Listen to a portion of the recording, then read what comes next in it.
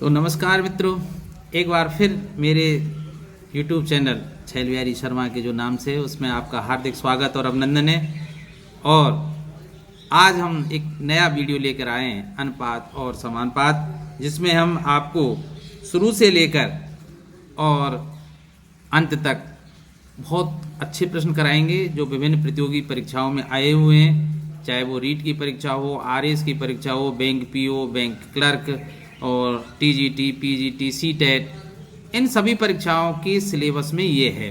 तो उन प्रश्नों को तो हम हल कराएंगे, साथ में उसकी जो बेसिक्स कंसेप्ट हैं उनको सबसे पहले मैं बता देता हूँ। तो छोटी छोटी चीज़ों की परिभाषा से हम शुरू करेंगे, क्योंकि पता नहीं लगता परीक्षा में कब कौन सा प्रश्न आ जाए। कभी कभी हम बहुत बड़े प्रश्नों को या कठिन प्रश्नों को तो हल कर लेते हैं, लेकिन जो सामान्य बेसिक जो जानकारियाँ होती हैं उनके संबंध में उनको हम नज़रअंदाज कर देते हैं। तो आपके साथ भी ऐसा ना हो, इसलिए मैं प्रयास करूँगा छोटी छोटी बातों को आपको बताने का।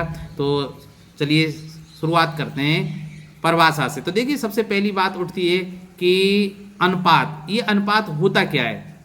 अब परिभाषा सुनिए कि दो समान संख्याओं के तुलनात्मक अध्ययन को, या यूँ कहें दो समान राशियों के तुलनात्मक संबंध को हम अनुपात कहते हैं। जैसे मेरे पास चलो ऐसे मान लेते हैं कि दो व्यक्ति हैं, मोहन और सोहन। तो मोहन और ये सोहन है भाई।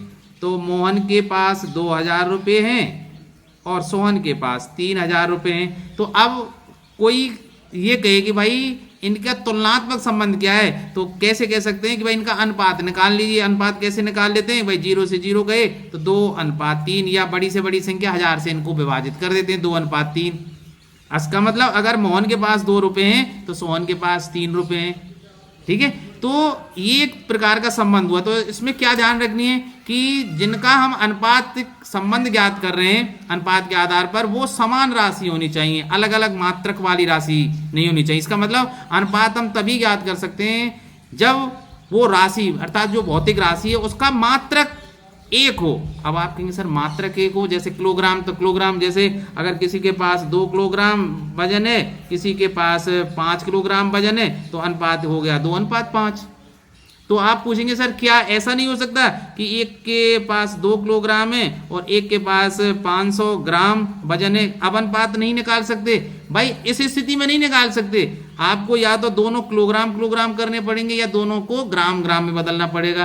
तो सरल जैसे भी आप अच्छा लगे तो आप ऐसे कर दीजिए भाई, 2 किलोग्राम के ग्राम बना दीजिए कि ये 2000 ग्राम हो जाएंगे और ये कितने हो जाएंगे 500 ग्राम। अब दोनों मात्रक समान हो गए, ग्राम और ग्राम। ठीक है, अब निकाल सकते हैं, ग्राम से ग्राम हो जाएगा कैंसिल, और 0 से ये 2 0 कैंसिल हो जाएंगे। तो देखिए 5 से विभाजित करेंगे तो 5 चौका 20 और 5 1 5। तो अब जो द्रव्यमानों में अनुपात है वो कितना हो गया, 4:1। इसी तरह मैं कहूँ कि दूरी है कि मान लीजिए 20 मीटर और 30 मीटर, इनके बीच अनुपात निकाल सकते हैं 2:3। लेकिन अगर कहूँ मैं कि 20 मीटर और 20 सेंटीमीटर में अनुपात क्या होगा, तो आप 1:1 नहीं लिख सकते। अब हमें क्या करना पड़ेगा, या तो मीटर बनाइए या सेंटीमीटर बनाइए। तो इसके सेंटीमीटर बना लीजिए, तो 2 और 00 बढ़ा देंगे भाई, 1 मीटर में 100 सेंटीमीटर होते हैं। तो और अनुपात अब निकाल देंगे भाई, 0 से 0 कैंसिल मान लीजिए। ठीक है, और ये क्या हो जाएगा 100:1, ये हो जाएगा। तो सीधी सी बात है कि अनुपात हम तभी निकाल सकते हैं जब उस भौतिक राशि का जो मात्रक है, यूनिट है, वो समान रहे। ठीक है, ये बात आपको ध्यान रखना है। अब जो अनुपात होता है, जैसे कोई अनुपात है, जैसे A:B, इसको मैं ऐसे भी लिख सकता हूं A/B। तो यहाँ A जो है वो पूर्व पद कहलाता है। A को क्या बोलते हैं, पूर्व पद, और अंग्रेजी में इसको बोलते हैं एंटीसीडेंट। ठीक है, और B ये कहलाएगा अंतिम पद, या पूर्व पद और परपद भी बोलते हैं, और इसको बोलते हैं अंग्रेजी में कंसीक्वेंट। ठीक है सर, कंसीक्वेंट। तो एंटीसीडेंट और कंसीक्वेंट, ये छोटी छोटी सी बातें समझ में हमारे पास आनी चाहिए। अब देखिए मैं एक अगला पेज खोलता हूं और बात करते हैं एक अलग बात की, मिश्र अनुपात। किसकी भाई? मिश्र अनुपात। ठीक है। अब जैसे दो अनुपात है मेरे पास, ए अनुपात बी, और एक दूसरा अनुपात है पी अनुपात क्यू। तो इसका मिश्रण अनुपात कैसे ज्ञात करेंगे भाई? कि पहले पूर्व पद का गुणा कर दीजिए, ए पी अनुपात बी क्यू। ठीक है, अर्थात अंतिम पदों का गुणनफल कर दीजिए, बी और क्यू का अंतिम पद आ जाएगा, और पहले ए और पी का गुणा कर दीजिए। अब जैसे मैं कहूँ आपसे कि 2:3, कई अनुपात है हमारे पास, 3:4, 4:5 और 5:6 का मिश्र अनुपात ज्ञात कीजिए। अगर इतना सवाल आ जाए मिश्र अनुपात, तो मिश्र अनुपात कैसे निकालते हैं भाई? सभी अनुपाती संख्याओं को बटे के रूप में लिखिए, भिन्न के रूप में लिखिए, और उनको उनका क्या कर दीजिए? गुणा कर दीजिए। तो कैसे लिख सकता हूं? पहले को 2/3 गुणा, दूसरे को लिखिए 3:4 को 3/4, 4:5 को लिखिए 4/5, और अगले को लिखिए 5/6। अब देख लीजिए, 3 से 3 कट गया, 4 से 4 कट गया, 5 से 5 कट गया, क्या रह जाएगा? 2/6, इसका मतलब 1/3। तो मिश्र अनुपात को कैसे लिखेंगे? 1:3। तो इस तरह से हम इसको लिखते हैं भाई। अब ये बात समझ में आ गई होगी। अब बात करते हैं विलोम अनुपात। अगला जैसे ये हो जाएगा आपका तीसरा, विलोम अनुपात। अब विलोम अनुपात किसको कहते हैं भाई? जैसे अनुपात दिया गया है ए और बी, ए अनुपात बी, तो इसका जो विलोमानुपात होगा का विलोमानुपात वो क्या होगा? बी अनुपात ए। ठीक है भाई, ये क्या हो जाएगा? बी अनुपात ए हो जाएगा, है ना। बी अनुपात ए कैसे? देखो ऐसे लिखते हैं इसको, ए अनुपात बी को कैसे लिखेंगे? 1/a अनुपात 1/b। सही विधि तो ये है। अब इसको सरल अनुपात में लिखेंगे। सरल अनुपात में लघुत्तम क्या आ गया? A B. अब यहाँ हो जाएगा बी और यहाँ हो जाएगा ए, तो इसका मतलब बी अनुपात ए। चाहे तो ऐसे लिख दीजिए सीधे सीधे, ए अनुपात बी का विलोम अनुपात क्या होगा? बी अनुपात ए, या इसको ऐसे लिख दीजिए 1/a और 1/b। आगे जब प्रश्नों में जब काम आएगा मैं इसको समझाता जाऊंगा। अब देखिए, दो अनुपातों का हम तुलना करना आपको बता देते हैं। तो चलिए प्रश्नों को मैं बाद में कराऊंगा, पहले एक पेज और जोड़ लेते हैं। अब देखिए, अब दो अनुपातों की तुलना, चौथा पॉइंट मैं डाल लेता हूं, दो अनुपातों की तुलना।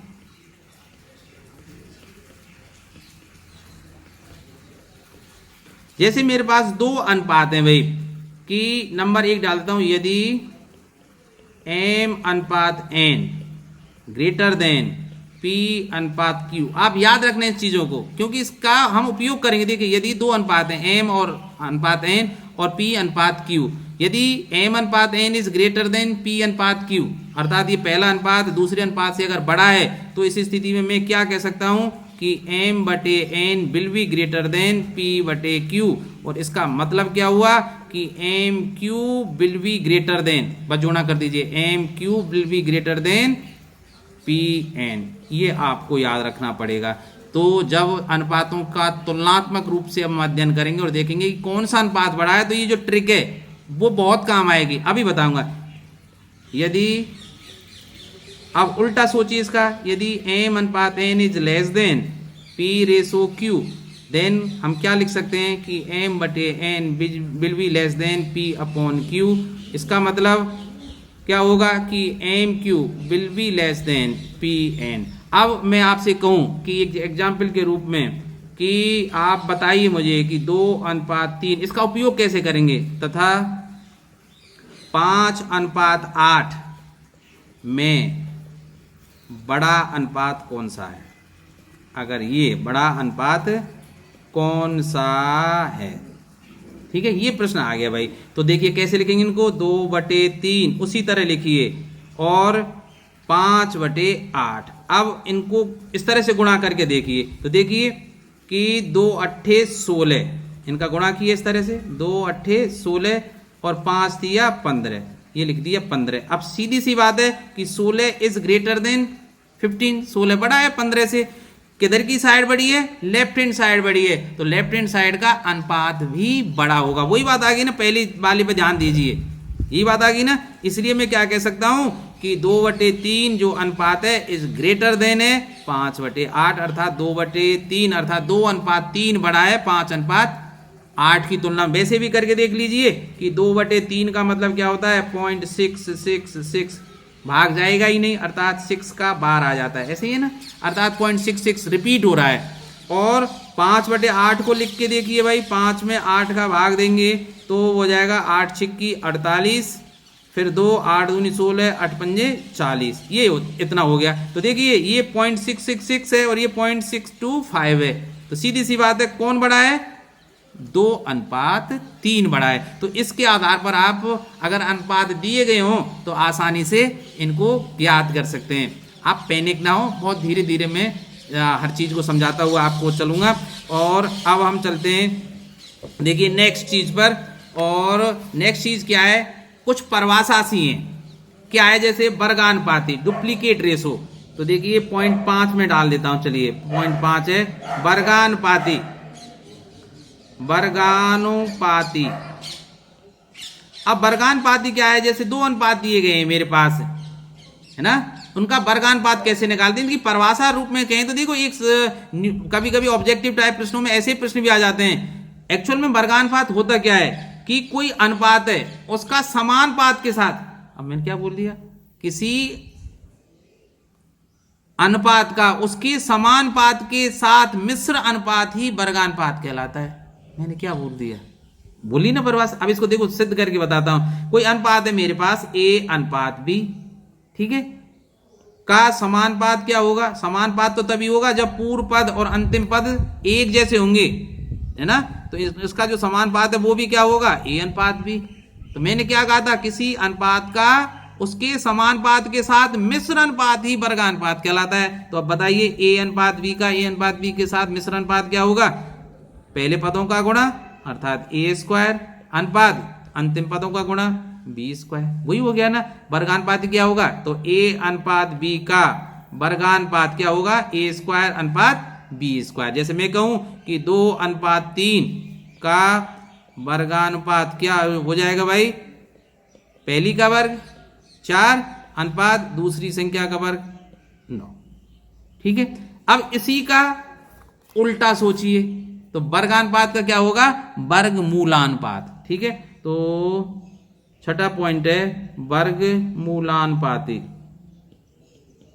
तो वर्गमूलानुपाती क्या होता है भाई, आप जानते हैं, कोई जैसे अनुपात है M/N का वर्गमूलानुपात क्या होगा, वर्गमूलानुपात क्या कैसे निकालेंगे भाई, दोनों संख्याओं का वर्ग निकाल दीजिए, पूर्व पद और अंतिम पद का। तो √M रेशो √N। जैसे अब मैं आपसे कहूं कि 25:16 दिया गया है कहीं, 25:16 का वर्गमूलानुपात क्या होगा,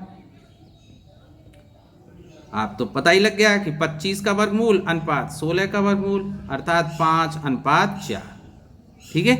तो अब मैं आपसे कहूं कि भाई 1/6 और 1/7 का देखिए वर्गानुपात ही बताइए। पहले तो मुझे थोड़े सवाल मैं घुमा रहा हूं, देखिए वर्गमूलानुपात और वर्गानुपात बताइए, तो कैसे निकालेंगे।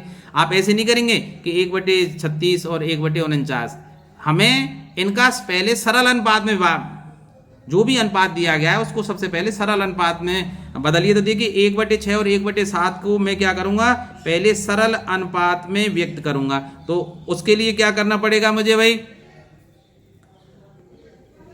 बताइए, तो उसके लिए क्या करना पड़ेगा मुझे कि सरल अनुपात में इसका लघुत्तम कितना आ गया 42, 42 का प्रत्येक पद में गुणा करना पड़ेगा, या लघुत्तम से ऐसे लिख दीजिए 7:6। तो अब निकाल दूंगा मैं कि 7:6 का वर्गानुपात क्या हो जाएगा 49:36। तो बात आई समझ में। तो अब चलिए अब नेक्स्ट चीज पे चलते हैं। इसी तरह वर्गानुपात की तरह मैं कर सकता हूं घनानुपात, ठीक है, वर्गानुपात की तरह ही क्या लिख सकता हूं, घनानुपात। तो देखिए घनानुपात क्या होगा भाई, तो 0.8 डाल देते हैं घनानुपात, या इसको क्या बोलते हैं, ट्रिप्लिकेट रेशो। अंग्रेजी क्या है, ट्रिप्लिकेट रेशो। अब सीधी सी बात है, कोई m अनुपात n है का घनानुपात, तो सरल सरल सी चीजें भाई, ये क्या हो जाएगा, MQ अनुपात NQ। जैसे आपका 3:4 है का घनानुपात क्या होगा, दोनों जो अनुपाती संख्याएं दी गई हैं पूर्व पद और अंतिम पद, उनका घन कर दीजिए, तो 3 की घात 3 अनुपात 4 की घात 3, तो 3 की घात 3 क्या होता है 27 अनुपात 4 की घात 3 क्या हो जाएगा 64, तो 27 अनुपात 64 हो जाएगा। इसी तरह अब इसका उल्टा सोचिए, घनमूलानुपात, घनमूलानुपात, घनमूलानुपात क्या होता है भाई, सब ट्रिप्लिकेट रेशो, अंग्रेजी में क्या बोलते हैं इसको, सब ट्रिप्लिकेट रेशो। सब ट्रिप्लिकेट रेशो क्या होगा, घनमूल निकाल दीजिए, ठीक है भाई। तो जैसे m अनुपात n का घनमूलानुपात क्या होगा भाई, घनमूलानुपात ये हो जाएगा घनमूल, ठीक है भाई, और m का और घनमूल n का, ठीक है। ये 3 है भाई, यहाँ जो ये 3 लिखना पड़ता है, या यूँ लिख सकते हैं, जो m दिया गया है इसकी 1/3 घात और n जो दिया गया है इसकी 1/3, इनका घनमूल निकाल लीजिए, घनमूल अनुपात आ जाएगा। तो ये तो बहुत सरल है भाई। अब देखिए हम चलते हैं अगली बात, और अब बात करते हैं हम समानुपात। समानुपात, अब समानुपात तो आप जानते हैं अंग्रेजी में क्या बोलते हैं, प्रोपोर्शन, इसको क्या बोलते हैं, प्रोपोर्शन। अब प्रोपोर्शन क्या है, दो अनुपातों उनकी समानता को हम समानुपात कहते हैं। दो अनुपातों की समानता को ही क्या बोलते हैं, समानुपात। इसमें क्या होना चाहिए कि 4 संख्याएं दी गई होंगी भाई, 2 अनुपात होंगे तो 2 अनुपातों के लिए क्या होना चाहिए, कम से कम 2 संख्याएं होनी चाहिए। तो इसका मतलब 4 संख्याएं, तो उनमें पहली 2 का अनुपात बराबर अंतिम 2 का अनुपात, अर्थात पहली और दूसरी का जो अनुपात है वो तीसरी और चौथी के अनुपात के बराबर होना चाहिए। जैसे मैं उदाहरण के रूप में लिखूं कि आपके पास 2 संख्याएं, कि एक तो 2:10 है भाई, और एक जैसे 7:35, तो क्या ये समानुपात में, तो देखिए इनका अनुपात निकालिए 1:5 और इसका, ठीक है, 2 1 2 और 2 5 10, ऐसे 1:5 आ गया ना। तो पहली 2 का अनुपात बराबर दूसरी 2 का अनुपात। वैसे भी इसमें एक समानुपात में एक विशेषता होती है, इनको लिखिए, क्योंकि 2:10 बराबर है किसके, 7:35 के। तो देखिए इसके बाह्य पदों का जो गुणनफल होगा, देखिए इसका बाह्य पदों का गुणनफल है वो मध्य पदों के गुणनफल के बराबर होगा। तो बाह्य पद कौन कौन से हैं, 2 × 35, बार बार 2 और 35 बराबर क्या होगा, मध्य पद 10 है और इधर क्या है 7, तो करके देख लीजिए 70 बराबर 70। इसका मतलब अगर 4 राशि दी गई है वो समानुपात में तभी होंगी जब बाह्य पदों का गुणनफल बराबर क्या होगा, मध्य पदों के गुणनफल के। इसी तरह मैं कोई और संख्या भी ले सकता हूं, जैसे 4 संख्याएं मेरे पास कि 3 4 9 और 12 क्या है, समानुपाती है। अब इनको मुझे समानुपाती हैं, इनको देखने के लिए क्या करना पड़ेगा कि आप या तो 2 तरीके हैं, या तो पहली और दूसरी का अनुपात निकालिए। पहली और दूसरी का अनुपात क्या है, 3:4, और तीसरी और चौथी का अनुपात क्या है, 3 से विभाजित कर दीजिए, 3 3 9, 3 4 12, वो 3:4 3:4। चाहे दूसरी तरह से मैं क्या दे सकता हूं कि बाह्य पदों का गुणनफल करके देखिए, बाह्य पद क्या है 3 और 12, तो 3 का 12 से गुणा कीजिए, बराबर आने चाहिए मध्य पद 4 और 9 के गुणनफल के। तो 3 चौका है ना, तो देखिए क्या हो गया, 12 3 36 बराबर 12 3 ना, तो 12 3 36 और 9 चौका 36 बराबर आ गया ना।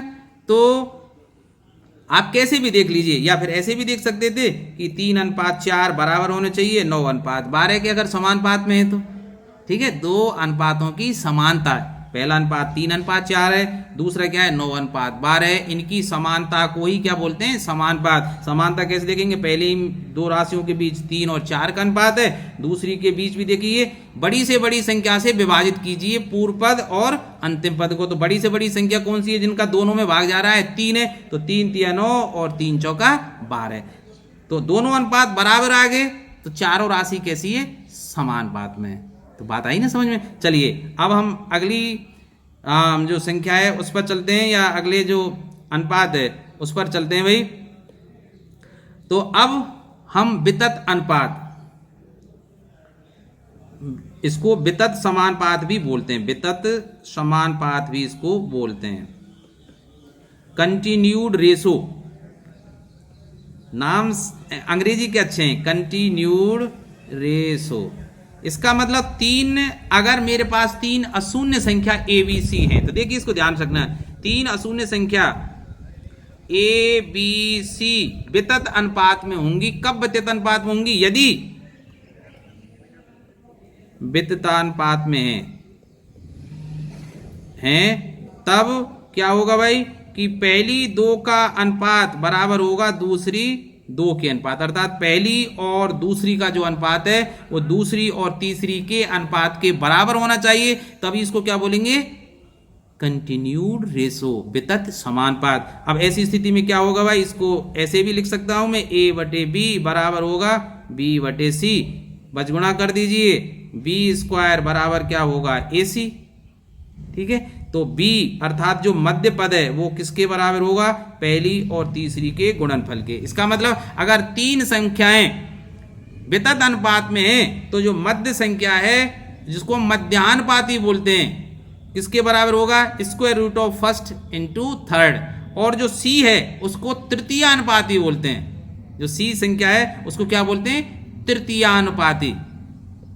यहां c तृतीयानुपाती है भाई, तृतीयानुपाती बहुत पूछता है सवाल कि तृतीयानुपाती ज्ञात करो, तो c कैसे निकाल सकते हैं, यहां से देखिए, यहां से देखिए c बराबर, देखिए ये समीकरण ये आया था b स्क्वायर बराबर ए सी, तो मैं तृतीयानुपाती कैसे निकाल सकता हूं, b स्क्वायर बाई ए, अर्थात जो मध्य पद होता है उसका वर्ग करके पहले पद का आप भाग दे दीजिए, तृतीयानुपाती निकल आएगा। तो देखिए अब मैं जैसे सवाल, चलो नेक्स्ट पेज पर ही ले लेता हूं। अब जैसे एक सवाल में लेता हूं कि संख्याएं मेरे पास, एग्जाम्पल चलिए 6:24,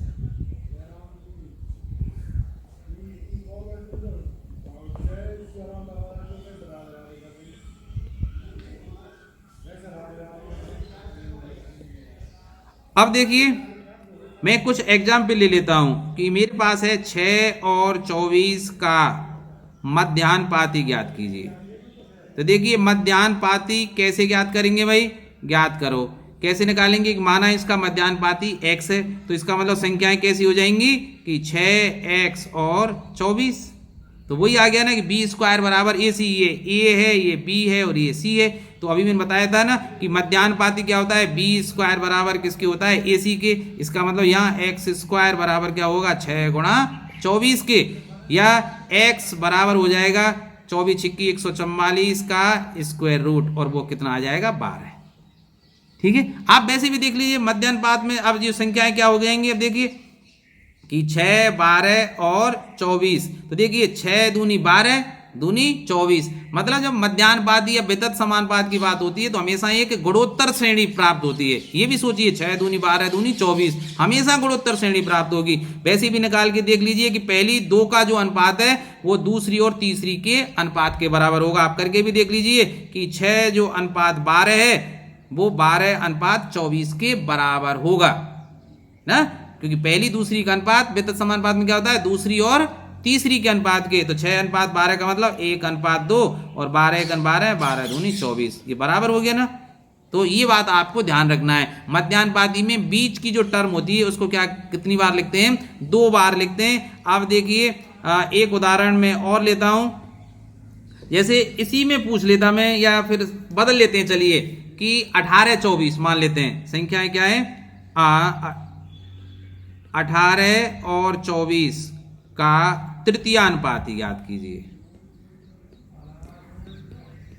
तो तृतीय अनुपाती में क्या करते हैं, x मान लेता हूं, माना जो तृतीय अनुपाती x है, तृतीय अनुपाती x है, तो देखिए 18, 24 और x हो जाएंगे। तो फिर अभी मैंने आपको बताया था 3 संख्याएं, तो कैसे निकालते हैं बंधु तृतीय, ये a है, ये b है और ये c है, तो c का सूत्र अभी बताया था ना मैंने, b² बटे a, अर्थात मध्य संख्या का वर्ग करते हैं। तो 24 गुणा 24 बटे a का मतलब 18, आप सरल कर दीजिए, 6 चौका 24, 6 तिया 18, 3 से 3 अट्ठे 24, तो सीधे सीधे क्या आ जाएगा 32। अब सरल करके देख लीजिए, देखिए 18, 24 और ये 32, ये तृतीय अनुपाती हो जाएगा भाई।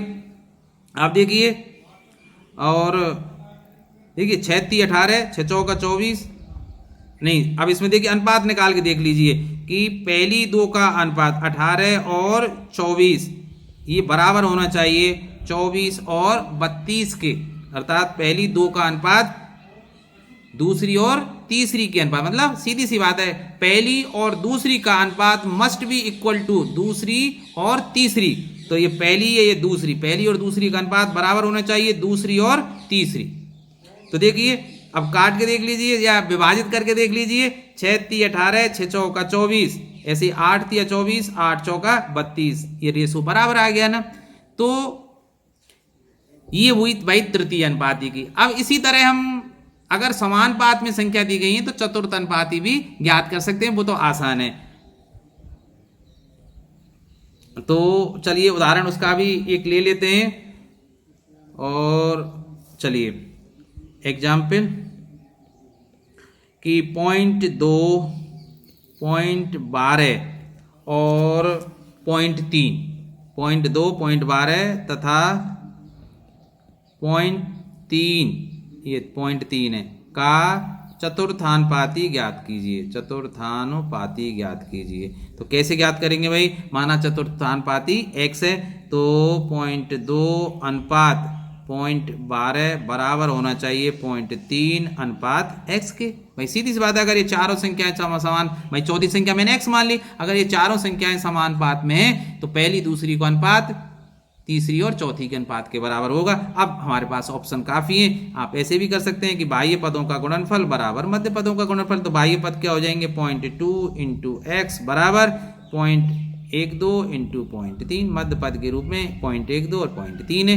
तो x बराबर आ जाएगा भाई 0.12 इंटू 0.3 बटे 0.2। तो देखिए पॉइंट से यहाँ पॉइंट कैंसिल हो गया, तो और यहाँ भी पॉइंट रखेंगे तो यहाँ 100 आ जाएगा, तो ये पॉइंट भी हटा देते हैं, 2 छिक्की 12, 6 तिया 18 हो गया, तो x बराबर 18 बटे 100, इसका मतलब 0.18, ये क्या आ जाएगी चतुर्थानुपाती।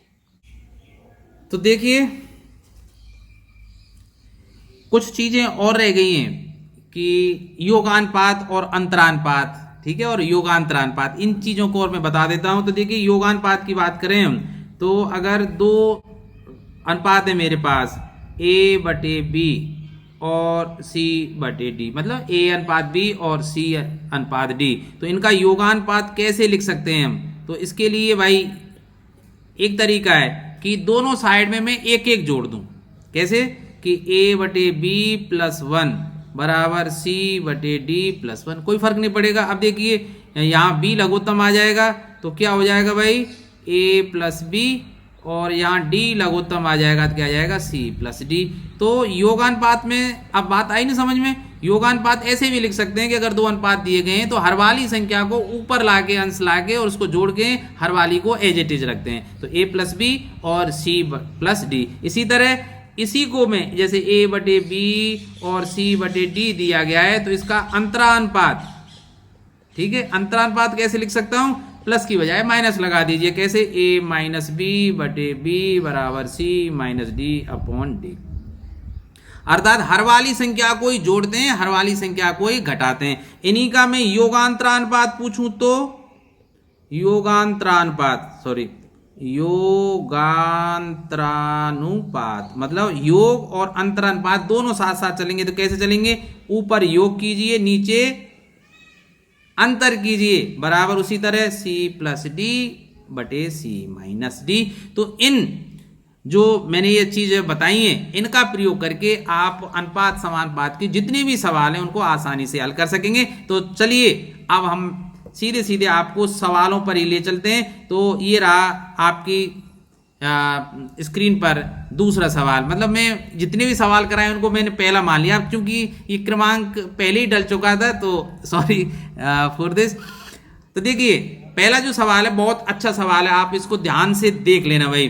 देखिए दो ए और बी का जो अनुपात है यहां दिया गया है, कितना दिया गया, चलिए मैं साथ साथ आपको लिखकर बताता चलता हूं भाई जी कि ए अनुपात बी बराबर दिया है 2/9 अनुपात 1/3। तो देखिए हमेशा आप एक बात गांठ बांध लीजिए कि जो भी अनुपात अगर बटे या अंश और हर के रूप में या भिन्न के रूप में दिए गए उनको आप सरल अनुपात में व्यक्त कीजिए। और उसका तरीका क्या है, इनके एलसीएम का प्रत्येक पद अर्थात पूर्व पद और अंतिम पद दोनों में गुणा कर दीजिए। अब देखिए इनका एलसीएम क्या आएगा, 9 और 3 का, 9 और 3 का एलसीएम क्या आएगा, 9 आएगा। तो 9 का प्रत्येक पद में जब मैं गुणा करूंगा तो क्या हो जाएगा भाई, 2/9 गुणा 9 अनुपात 1/3 गुणा 3। तो सीधी सी बात है ये 9 का गुणा करेंगे तो कितना हो जाएगा भाई, 2/3 हो जाएगा। ठीक है, इसी तरह अगला देखिए बी अनुपात सी। तो देखिए बी अनुपात सी बराबर दिया गया है 2/7 अनुपात 5/14। तो देखिए 14 का प्रत्येक पद में जब हम गुणा करेंगे तो ये क्या हो जाएगा भाई कि ये हो जाएगा 4/5। 14 का जब गुणा करेंगे तो यहाँ 4/5 हो जाएगा। इसी तरह सी अनुपात डी दिया गया है 3/5 अनुपात 7/10। तो देखिए 10 का जब मैं दोनों में गुणा करूंगा तो ये कितने के बराबर आ जाएगा भाई, 6/7 के। अब क्या पूछ रहा है, ए अनुपात बी अनुपात सी अनुपात डी। तो देखिए आप क्या लिखेंगे, ए अनुपात बी अनुपात सी अनुपात डी। तो देखिए ध्यान से कि बी का अनुपात पहले वाले में 3 है, दूसरे वाले में 4 है। इसी तरह दूसरे वाले में सी का अनुपात 5 है और तीसरे अनुपात में सी का अनुपात क्या है, 6, बराबर नहीं है। तो इनको बराबर करना होता है और बराबर करने में काफी टाइम लगता है गुणा भाग में। तो इसकी एक मैं ट्रिक बता देता हूं, आप कैसे याद रखेंगे कि जब ए का अनुपात लिखें तो जो लेफ्ट हैंड साइड को जो तीनों संख्याएं लिखी हुई हैं 2, 4 और 6 अर्थात तीनों अनुपात के पहले पहले पद इन तीनों का आपस में गुणा कर दीजिए। कितना सरल है ना भाई, तो 2 चौका 8 छिंगी 48। तो देखिए आ गया। और डी का भी इसी तरह कर दीजिए। देखिए ए और डी का निकालना बहुत सरल है। ए और डी का कैसे कि ए का तो पहली पूर्व पदों का गुणनफल कर दीजिए और अंतिम पदों का गुणनफल करके हम किसका अनुपात निकाल सकते हैं, डी का। तो देखिए यहां मैं लिख देता हूं डी का अनुपात। तो कितना हो जाएगा, 3 पंजे 15 सत्ते 105। अब रही बात किसकी, सी और बी की। तो देखिए पहले बी का अनुपात आइए, ए के बाद बी का आएगा। तो कैसे करेंगे भाई, बी देखिए पहले वाले में 3 है, दूसरे वाले में 4। तो 3 गुणा 4 और फिर इस तरह से नीचे आ जाइए, संख्याओं में गुणा होगा, मतलब 3 संख्याओं गुणा होगा। तो देखिए 3 चौका 12 छिक्की 72 अनुपात। अब सी वाले को देखिए, सी वाला कहाँ है, नीचे से देखिए सी 6 और दूसरे में कितना है 5। तो 6 पंजे 30 और फिर ऊपर चले जाइए।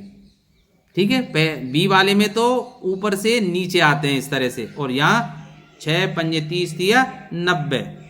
अब आपको दिख ही रहा है कि तीनों विभाजित हैं 3 से, मतलब सॉरी अब क्या दिख रहा है कि 48, 72, 90 और 105 सभी संख्याएं किससे विभाजित हैं, 3 से। तो 3 से विभाजित करेंगे तो 16 3 48, 24 30 और ये 35 और ये हमारा आंसर होना चाहिए। तो देखिए 16 24 30 35 हमारे ऑप्शन सी के अंतर्गत है। तो option C is the correct answer.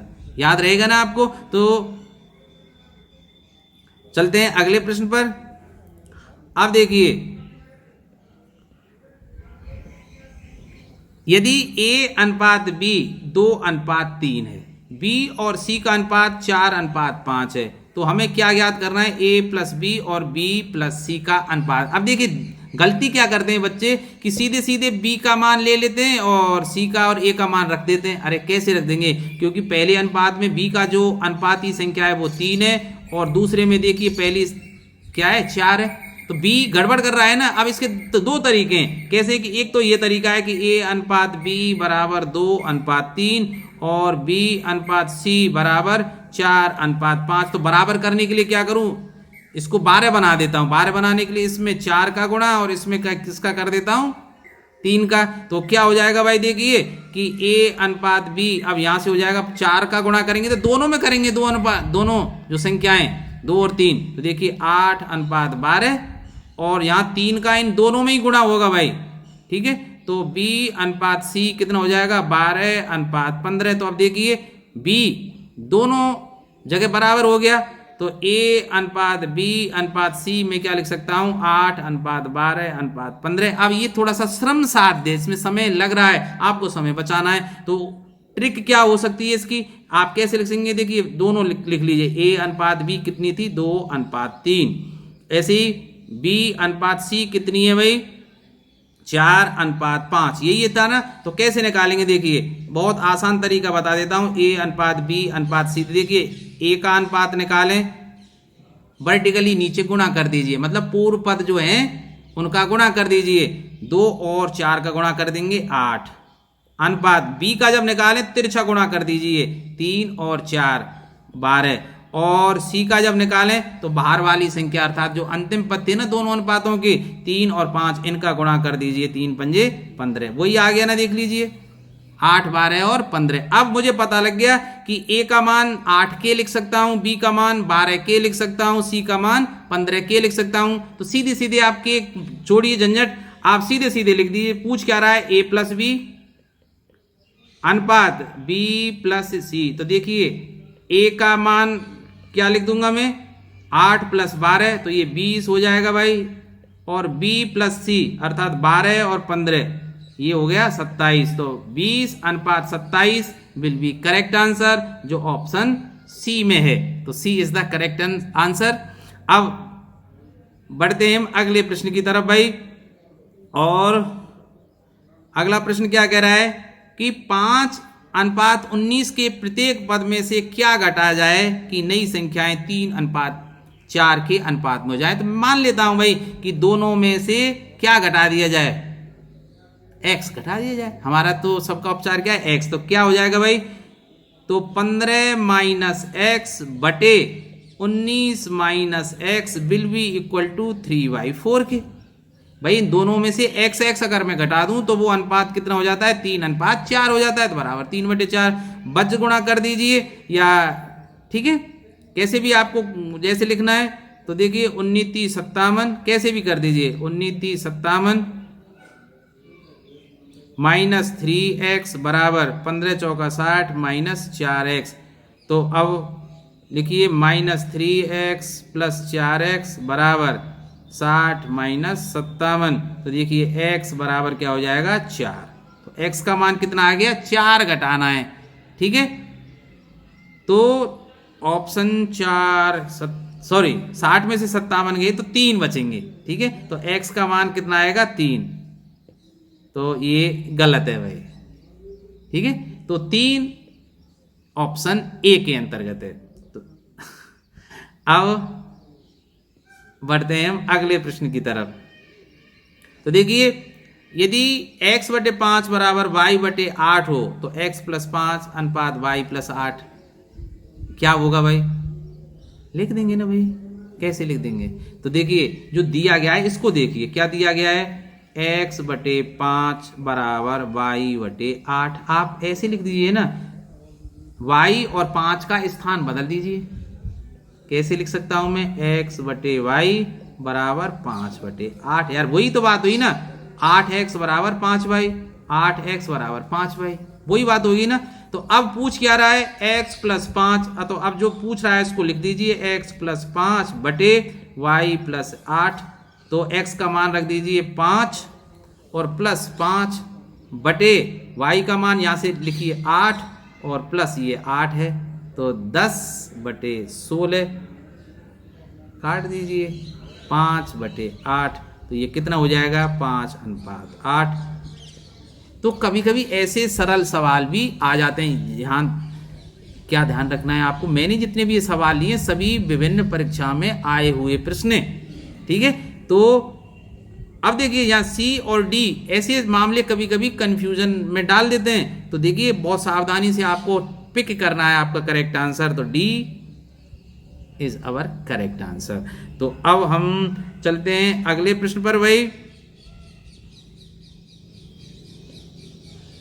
तो देखिए, यदि 4x square minus 3y square और इसका अनुपात दिया गया है 2x square plus 5y square बराबर 12:19 हो, तो x अनुपात y हमें ज्ञात करना है। तो देखिए आप किस तरह से लिखेंगे कि देखिए लिखिए इसको 4x square minus 3y square upon 2x square plus 5y square बराबर 12/19 ये दिया गया है। हमें x अनुपात y ज्ञात करना है। तो देखिए x अनुपात y अर्थात x/y का मान ज्ञात करने के लिए मुझे क्या करना पड़ेगा भाई, या तो आप ऐसे गुणा कर दीजिए, आपस में बजगुणा कर दीजिए। दूसरा तरीका ये कि आप प्रत्येक पद में y स्क्वायर का भाग दे दीजिए। तो देखिए इसका क्या परिणाम होगा, प्रत्येक पद में y स्क्वायर का भाग देने पर 4x स्क्वायर बटे y square minus 3y square बटे y स्क्वायर, तो 3 ही रह जाएंगे, बटे उसी तरह 2x स्क्वायर बटे y स्क्वायर, क्योंकि प्रत्येक पद में y स्क्वायर का भाग दे रहा हूं, प्लस 5 ही रह जाएंगे। ठीक है, बराबर क्या हो जाएगा 12/19। अब मैं क्या कर लेता हूं, मान लेता हूं भाई x बटे वाई, ठीक है, या एस क्या मान लेता हूं x स्क्वायर बटे वाई स्क्वायर बराबर मैं क्या मान लेता हूं a मान लेता हूं। तो इस सवाल क्या हो जाएगा 4a माइनस 3 बटे 2a प्लस 5 बराबर 12/19। बजगुणा कर दीजिए भाई, बजगुणा करेंगे तो 19 चौका 76a माइनस 19 57 बराबर 12 दूनी 24a प्लस 12 पंजे 60। तो देखिए 76a से 24a जब घटाएंगे तो ये क्या हो जाएंगे 52a बराबर 60 और ये 57 इधर को जाएंगे तो 117। तो a बराबर 117 बटे 52, 13 से काट दीजिए, 13 नाम 117, 13 चौका 52, तो 9/4 आ गया। ये 9/4 किसका मान आया है a का भाई, a और a की जगह मैंने क्या रखा था भाई x स्क्वायर बटे वाई स्क्वायर, और ये मान कितना आ गया 9/4। और मुझे मान किसका निकालना है x अनुपात y अर्थात x बटे वाई। तो देखिए x बटे वाई क्या हो जाएगा स्क्वायर रूट ऑफ 9/4, और ये कितना हो जाएगा 3/2 अर्थात x अनुपात y कितना हो जाएगा 3:2 के। यही हमारा सही आंसर है जो ऑप्शन सी में है। अब चलिए नेक्स्ट प्रश्न पर देखिए, यदि a प्लस बी अनुपात b प्लस सी अनुपात c प्लस a बराबर 6:7:8 हो, तो a प्लस बी प्लस सी बराबर 14 हो, तो c का मान ज्ञात करना है। तो देखिए अब मैं क्या लिख सकता हूं कि माना a प्लस बी का जो मान है वो 6k है। भाई अनुपात दिया गया है तो कोई किसी संख्या से इनको विभाजित तो किया होगा 6 7 8, तभी तो आए होंगे 6 7 8 किसी एक संख्या से, उसका एचसीएफ मैंने क्या मान लिया k मान लिया। ठीक है, मतलब बड़ी से बड़ी संख्या जिसका भाग चले जाए दी गई संख्याओं में वो क्या कहलाता है महत्तम समावर्त, एचसीएफ कहलाता है। तो वो मैंने क्या मान लिया k। ठीक है, तो a प्लस बी का मान 6k और b प्लस सी का मान क्या हो जाएगा भाई 7k और c प्लस a का मान हो जाएगा 8k। अब इनको जोड़ दीजिए भाई, जोड़ूंगा तो क्या होगा देखिए रिपीट हो रहे हैं a b b c c, तो twice of a plus B plus C will be equal to 6 7 13 और 8 21 के।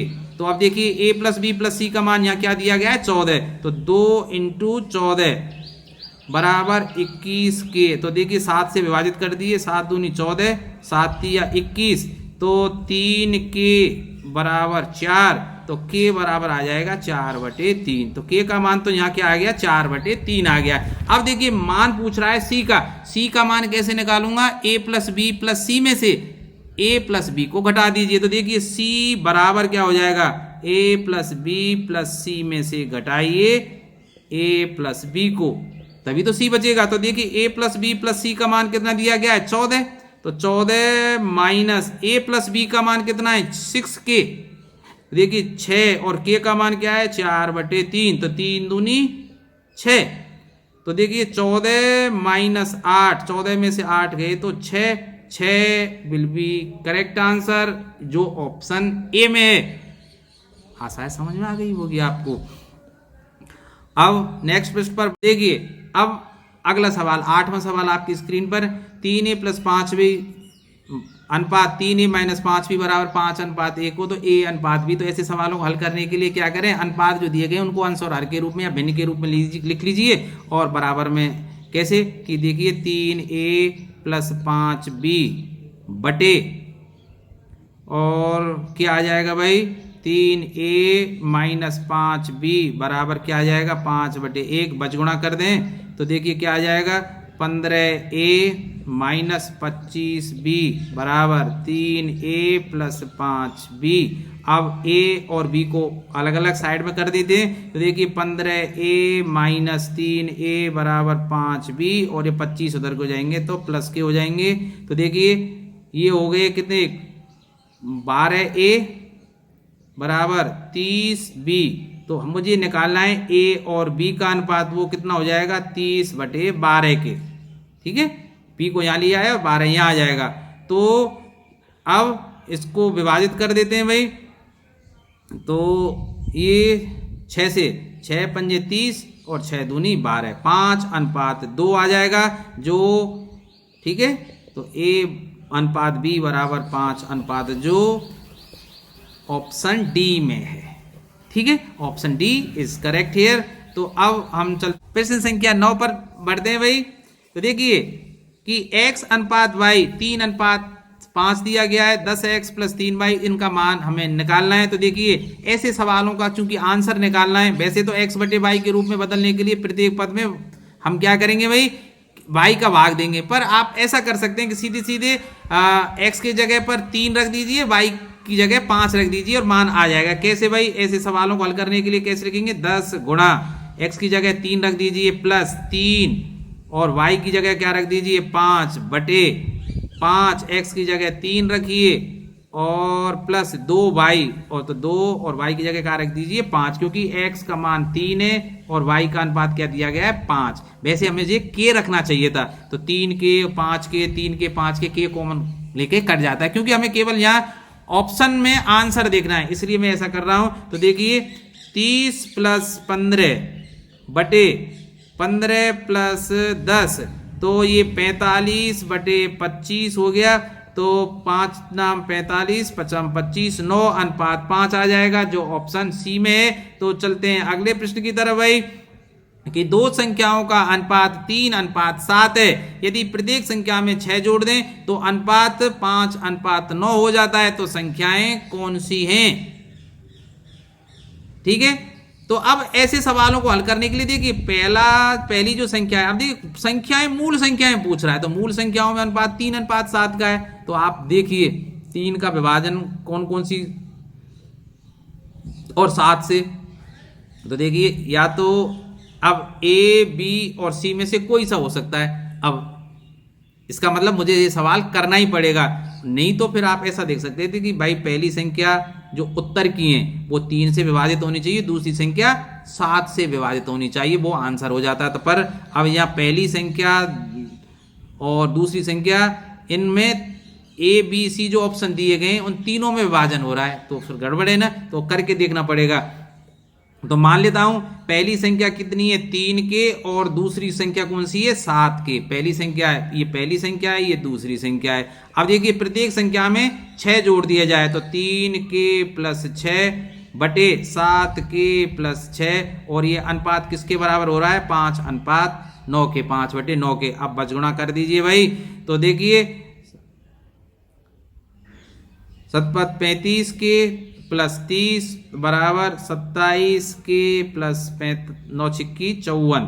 ठीक है, तो 27 इधर को आएंगे तो भाई 9 27 और 8 के बराबर, और ये इधर को जाएंगे तो 24 बचेंगे भाई। तो k का मान आ जाएगा 3।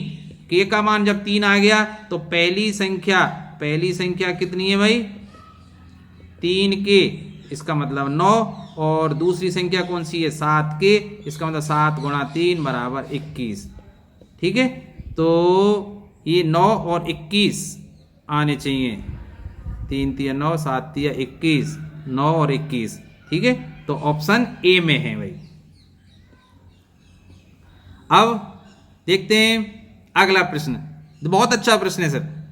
ये बहुत अच्छा प्रश्न है। कैसे कि 117 को PQR में 1/2, 1/3 और 1/4 के अनुपात में बांटने की अपेक्षा त्रुटिवश 2:3:4 के अनुपात में बांटने पर किसको लाभ होगा। अब इसमें सवाल कैसे है भाई, देखिए 117 रुपये थे, उसको बांटना था 1/2:1/3:1/4 में, लेकिन गलती से बांट दिया 2:3:4 के अनुपात में, तो किस किस को लाभ प्राप्त हुआ। तो भाई अब ये सवाल तो करके ही देखना पड़ेगा, वैसे पता ही नहीं लगेगा। देखिए तो सबसे पहले 117 को बांटना था किसमें, 1/2, 1/3 और 1/4 के अनुपात में। तो इनको सरल अनुपात में बदल लीजिए। सरल अनुपात में कैसे बदलेंगे, एक भाई 4, 3 और 2 का LCM आएगा 12, 12 का प्रत्येक पद में जब मैं गुणा करूंगा तो 6:4:3 आ जाएगा, क्योंकि 6 बचेंगे, यहाँ 4 और यहाँ 3। तो सीधी सी बात है कि 117 को 6, 4 और 3 में, तो देखिए P को कितने मिलते, P का हिस्सा क्या होता भाई इसमें, P का लाभ क्या होता, P का हिस्सा जो मिलना था, देखिए यहां लिख दूं, एक्चुअल में उनको मिलना था, है ना, इतना मिलना था। तो P को कितना मिलना चाहिए था कि 117/6, 4, 10 और 3 13 और गुणा 6। कैसे निकालते हैं कि जो कुल लाभ दिया गया है या कुल जो हिस्सा दिया गया है बटे अनुपाती संख्याओं का योग। भाई 117 को कितने अनुपातों में बांटना है, कितने भागों में बांटना है, 6, 4, 3 अर्थात 13 भागों में बांटना है। अब इन 13 भागों में से P को कितने मिलने थे, 6, तो गुणा 6 कर दिया। तो 13 नाम 117, 9 छिक्की 54, Q को कितने मिलेंगे भाई, 117/13 गुणा 4, तो 9 चौका 36। इसी तरह R को कितने मिलेंगे भाई, 117/13 गुणा 3, तो 9 तिया 27। इतने रुपए मिलने थे, पर गलती से मिल कितने गए भाई, पर गलती से त्रुटि से मिले, P को कितने मिले भाई, देखिए P को 117। अब बांट किस अनुपात में दिया, 2:3:4 अर्थात 4, 3, 7 और 2 9, 9 का भाग देना है। और P को कितना हिस्सा मिला, यहाँ 2, तो 13 दूनी 26 रुपए मिले। तो भाई मिलना था 54 और P को मिले 26, तो P को तो भाई हानि हुई, तो P तो आउट ऑफ इससे आंसर से हो गया। Q को मिले कितने भाई, 117/9 गुणा कितना करना है 3, तो 13:39 रुपए इतने मिले। अब देखिए Q को तो लाभ हो गया ना, वास्तव में मिलना ही थे 36 रुपए, मिल गए 39 रुपए, तो एक तो लाभ वाला Q हो गया भाई। R को कितने मिलेंगे, 117/9 गुणा R का यहाँ अनुपात कितना दिया गया है 4, तो 13 चौका 52 रुपए।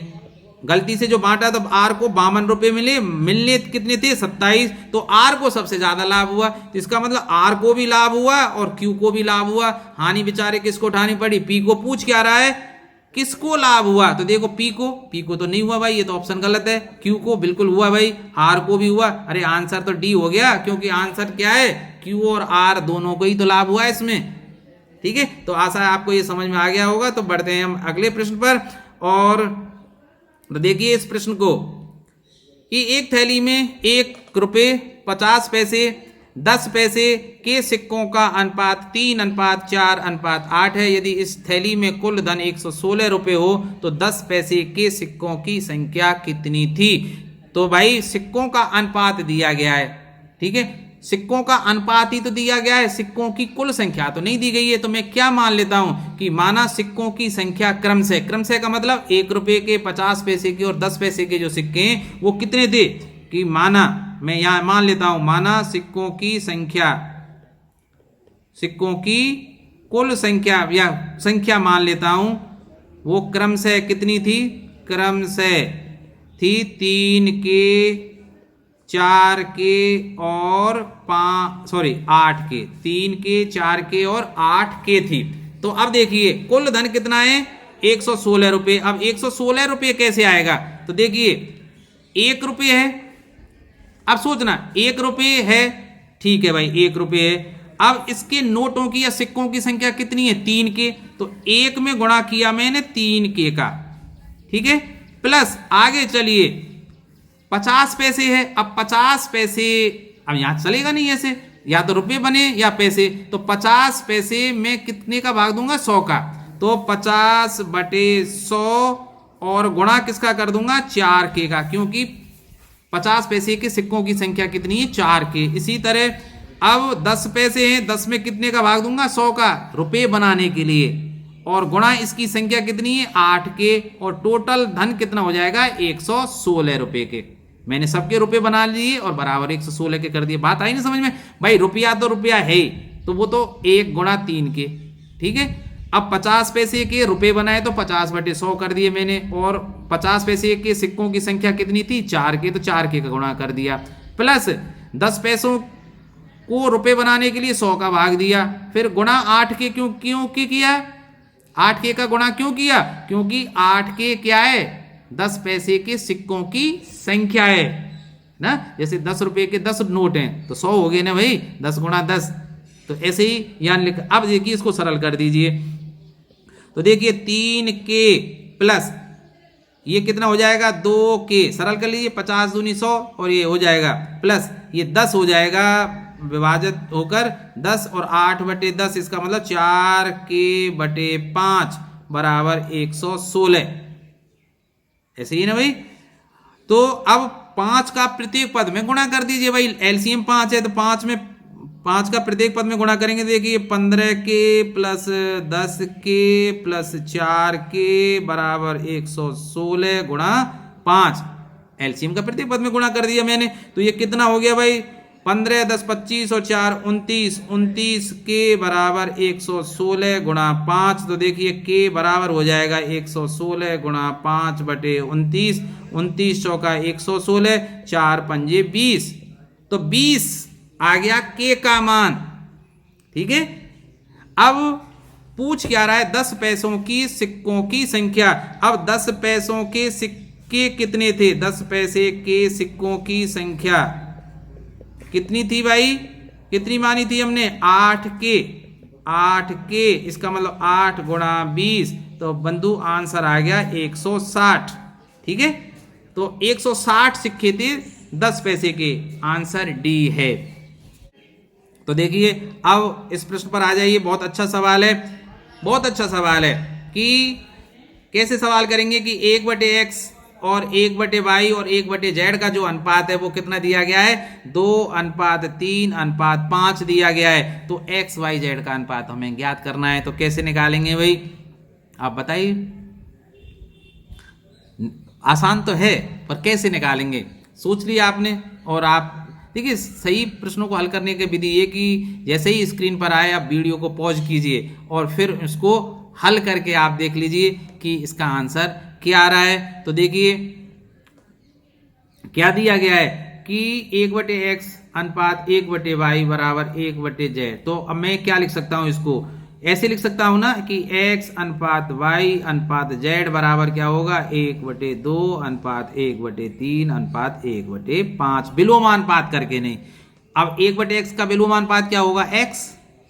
हर और अंश की स्थितियां बदल जाती हैं, अर्थात अंश को हर बना दीजिए, हर को अंश बना दीजिए। तो देखिए मुझे x अनुपात y अनुपात z निकालना था, तो इसके लिए क्या करूंगा मैं? एक जो दिए गए ना तुम्हारे ये 2 3 और 5, इनको हर में ले आइए, क्योंकि ये 1/x 1/y और 1/z के अनुपात थे भाई, ठीक है। तो अब इसको सरल अनुपात में व्यक्त करने के लिए ये जो हर के रूप में 2 3 और 5 है, इनका एलसीएम लीजिए और एलसीएम का प्रत्येक पद में गुणा कर दीजिए। तो एलसीएम क्या आ जाएगा? 5 3 15 दूनी 30, 30 का प्रत्येक पद में गुणा कर दीजिए। तो 1/2 गुणा 30 अनुपात 1/3 गुणा 30 अनुपात 1/5 गुणा 30। तो कितना हो जाएगा भाई? 15 अनुपात 10 अनुपात 6। ये हमारा क्या हो जाएगा? आंसर हो जाएगा। देखिए कहाँ है? 15 अनुपात 10 अनुपात 6, B is the correct answer. तो अब चलते हैं नेक्स्ट प्रश्न पर। तो देखिए बहुत अच्छा सवाल है ये भी। मैं अब आप कहेंगे सर सबको अच्छा बता रहे हैं, तो खराब कौन सा है? खराब कोई सा भी नहीं है। उसी तरह आप सरल कीजिए, वीडियो को पॉज कीजिए, सरल कीजिए और फिर आंसर से मैच कीजिए। तो देखिए क्या दिया गया है कि इसमें दिया गया क्या है कि 2a बराबर 3b बराबर 4c, ये तीनों संख्याएं बराबर हैं। अब ये किसी संख्या के तो बराबर होंगी, तो माना उस बराबर संख्या को मैं क्या मान लेता हूं, x मान लीजिए, k मान लीजिए, कोई भी स्वेच्छ संख्या मान लीजिए, मैंने k मान लिया। तो इससे a का मान क्या हो जाएगा, k/2। भाई 2a बराबर k, तो a बराबर क्या हो जाएगा, k/2।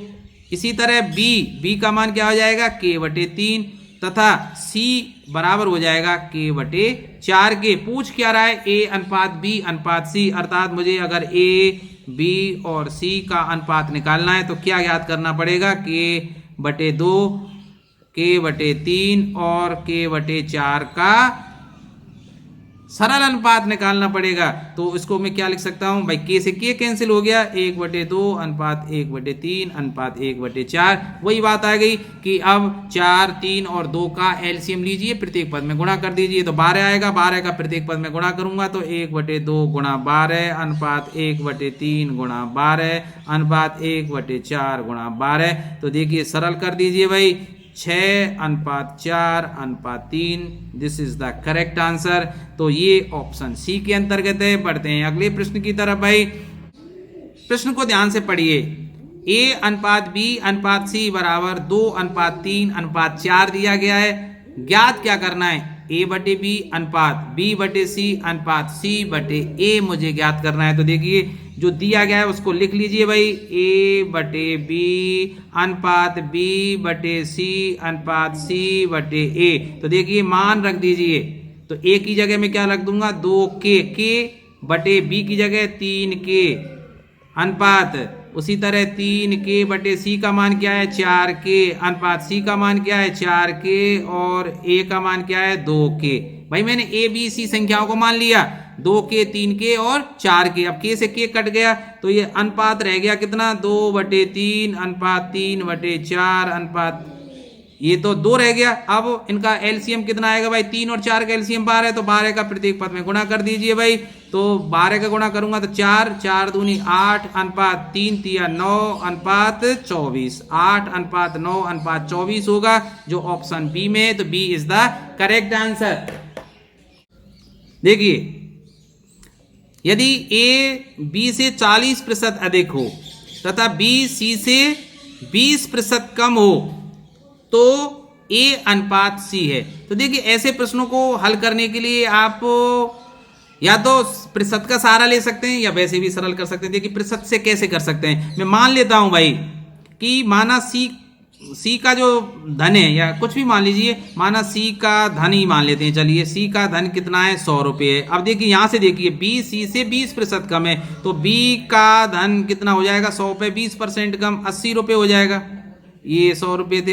अब A का है B से 140% अधिक है, तो देखिए A का धन क्या है भाई, B के धन से 40% ज्यादा, इसका मतलब B का जो धन है 80 का 140% आप निकाल लीजिए, तो 80 गुणा 140/100, तो 0 से 0 14 8 112 रुपये हो जाएंगे। अब पूछ क्या रहा है, A अनुपात C, तो A/C। तो देखिए A का मान 112 है और C का कितना है, 100 है। तो देखिए ये तो हो जाएगा 28 अनुपात और ये हो जाएगा 25, तो 28 अनुपात 25, ऑप्शन डी। तो D is the correct answer. अब देखिए बढ़ते हैं अगले प्रश्न पर, और यहां देखिए इस प्रश्न को कि x और y का अनुपात 2:1 दिया गया है भाई, और x² - y² अनुपात x² + y² हमें ज्ञात करना है। तो उसी तरह भाई आप कैसे लिख सकते हैं, आप सीधे सीधे कर दीजिए यार इसको, कैसे कि x की जगह 2 रख दीजिए और y की जगह 1 रख दीजिए, k नहीं तो रखना तो क्या चाहिए, x बराबर 2k और y बराबर k रखना हो, ठीक है। पर हमें चूंकि यहाँ केवल आंसर निकालना है तो सीधे सीधे निकाल देंगे। कैसे भाई, x², इसका मतलब 2 का वर्ग, तो सीधे सीधे मैं लिख देता हूं 4 माइनस y² का मतलब 1 का वर्ग 1 बटे x² + y², इसका मतलब 4 + 1, तो ये हो जाएगा 3/5, तो 3:5, ए इज द करेक्ट आंसर। तो बहुत सरल सवाल था ना भाई। तो अब चलते हैं हम अगले प्रश्न पर।